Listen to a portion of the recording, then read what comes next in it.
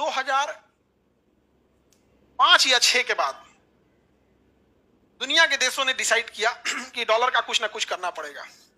तो चीन में रणनीति बनी कि ऐसे देशों का ग्रुप बनाते हैं जो व्यापार में आगे हो।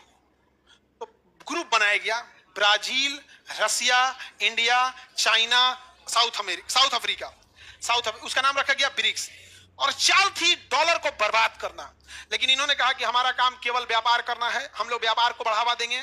तो ब्रिक्स में व्यापार को बढ़ावा दिया गया, खूब व्यापार को बढ़ावा दिया। अमेरिका ने कहा कि नहीं हम तो व्यापार को बढ़ावा देंगे। अब व्यापार किसमें होता है? डॉलर में। तो अमेरिका ने कहा कोई दिक्कत नहीं, कोई दिक्कत नहीं, कोई दिक्कत नहीं। 2029 में ये ट्रंपा मोदी को शरीफ समझ रहा है। 2029 में ब्रिक्स वाले डॉलर को लेने से मना कर देंगे। ब्रिक्स वाले डॉलर को लेने से मना कर देंगे। वो अपनी मुद्रा लेके आएंगे। क्या लेके आएंगे? और ब्रिक्स के पास पूरी दुनिया का 44% जीडीपी है। कितना परसेंट? 44। जो सद्दाम हुसैन नहीं कर सके, जो सीरिया नहीं कर सका, जो लीबिया नहीं कर सका, जो मिस्र नहीं कर सका, जो रूस नहीं कर सका, वो ब्रिक्स मिल के करेंगे। इसमें सारा बिस्खोपड़ा दिमाग किसका है? चाइना का। बिस्खोपड़ा दिमाग किसका है? चाइना का। तो कभी कभी दुश्मन की भी तारीफ करनी पड़ती है, काम ही ऐसा कर देता है। अच्छा, अब इसमें देखो ब्रिक्स के साथ क्या है। हथियार के मामले में ब्रिक्स रूस से हाथ मिला लेगा, टेक्नोलॉजी के मामले में चाइना में मिला लेगा, बाजार के मामले में भारत में मिला देगा, डिप्लोमेसी के मामले में भारत में मिला लेगा, यहाँ पर खेती के मामले में भारत में मिला लेगा। अमेरिका घुसिया जाएगा तो क्या कर लेंगे? तो अमेरिका का जो फ्रस्ट्रेशन है, जो अंदर का आग निकल रहा है, किसको लेके है? ब्रिक्स। जिस दिन इन्होंने डॉलर लेने से मना किया तो लोग कहेंगे कि हाई डॉलर लो ना, तो कहेगा ई ना चल। तो कहेंगे तुम मत ले। अफ्रीका से कहेंगे ये डॉलर लो ना, तो अफ्रीका में चल जाएगा। तो लोगों को कहेगा कि अरे ये एशिया में नहीं चलता है, अफ्रीका में चल जाता है, तो भी डॉलर नहीं टूटेगा।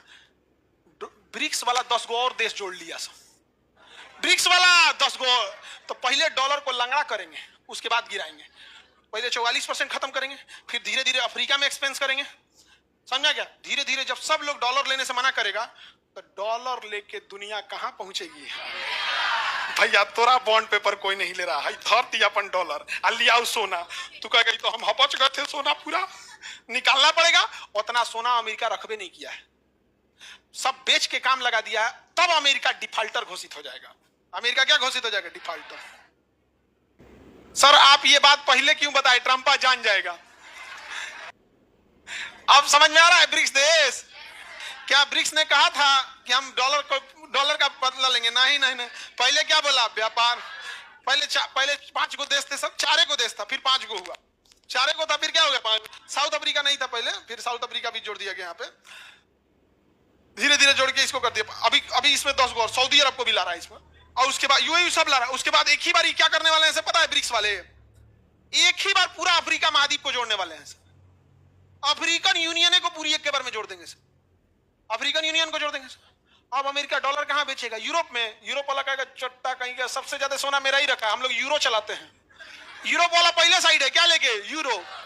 यूरोप वाला पहले साइड है, क्या लेके? यूरो। अब जो अमेरिका, अरे बाप रे बाप, तबाह होगा ना, बहुत मजा आएगा। बहुत मजा आएगा। बहुत मजाक उड़ाया हम लोग का, नहीं समझ में आ गया? ट्रंप का कम मजाक उड़ाया है। ये लोग अमेरिका वाले, सिटिंग मुख्यमंत्री नरेंद्र मोदी गुजरात को वीजा नहीं दिया था। नरेंद्र मोदी 2014 से पहले अमेरिका का वीजा नहीं दिया था उनको। कहा था कि आपके ऊपर क्रिमिनल ऑफेंस लगाया जाता है, क्रिमिनल ऑफेंस सिटिंग मुख्यमंत्री को लगाया था। तो जब प्रधानमंत्री बन गए तुरंत पलट गया। हमने कहा बोला था ऐसा? हमने कहा बोला कोई बात नहीं, वो तो कोई दूसरा राष्ट्रपति। आइए आइए पिज्जा खाइए, वीजा नहीं मिला कोई बात नहीं, पिज्जा खाइए। हाउडी मोदी। मोदी अब की बार मोदी सरकार ही बोले तो अब की बार ट्रंप सरकार, अभी दोनों में ब्रेकअप। ट्रंप का गुस्सा किसको लेके है? मोदी को लेके है। ट्रंप का गुस्सा ब्रिक्स को लेके। उसके अंदर घुटन हो रहा है, अमेरिका बौखला रहा है, घुटन हो रहा है। क्या हो रहा है क्या नहीं, क्या हो रहा है? घुटन हो रहा है। अमेरिका चाहता है ब्रिक्स को तोड़ा जाए। ब्रिक्स में 3 को मजबूत है सब, ब्रिक्स को तोड़ा जाए। रूस को तोड़ो, चाइना को तोड़ो, इंडिया को तोड़ो। तो रूस को तोड़ने के लिए यूक्रेन के थ्रू रूस को तोड़ने का प्रयास कर रहा है। रूस टूटिए नहीं रहा है, रूस टूटिए नहीं रहा है। यहाँ पे समझा गया? पाकिस्तान के थ्रू इंडिया को तोड़ने की कोशिश कर रहा है। ऑपरेशन सिंदूर में खुल के साथ दिया था अमेरिका ने, पाकिस्तान का खुल के साथ दिया था कि नहीं दिया था? भारत टूटिए नहीं रहा है यहाँ पे। चाइना कर रहा हमरा कौन तुर तू। हमरा कौन तूरता, हम खा पचा देते, सांप बिच्छू सब खा जाते हैं। हाँ, हमरा कौन तूरेगा? नहीं समझा गया? याद रखिएगा, जिस दिन डी डॉलराइजेशन हुआ उस दिन सारे लोग अमेरिका छोड़ के भागेंगे, और अमेरिका बसा हुआ है दूसरे के बदौलत। पूरी अमेरिका की इकोनॉमी में इंडिया और चाइनीज जापानीज तीन लोगों का योगदान है। इंडियंस भरे हैं, चाइनीज भरे हैं, जापानीज भरे हैं, ये एशिया वाले भरे हैं। जब डी डॉलराइजेशन होगा, वैल्यू खत्म होगी, तो सब अपने अपने जगह पे लौटेंगे। समझा गया कि नहीं? अब लौटे चले। 2006 से ही नींव पड़ गई थी। किसकी? ब्रिक्स की। ब्रिक्स वाले चाल चले थे सब 25 साल लंबा। कितना साल लंबा चले? पता चला था? नहीं चला था। बहुत खतरनाक है सभी सब। कभी कभी देखो, चाइना हमारा भले दुश्मन है, लेकिन कभी कभी काम जबरदस्त कर देता है। देखो, जब कॉमन दुश्मन हो जाता है ना, तो इंसान दोस्त हो जाता है। क्योंकि हमारा भी दुश्मन कौन है? अमेरिका। अमेरिका ना दोस्त है ना दुश्मन, एकदम अजीब टाइप का। सब ट्रंप फिर परमाणु बम मारेगा। किस पे? हम पे। हमारे पास भी है।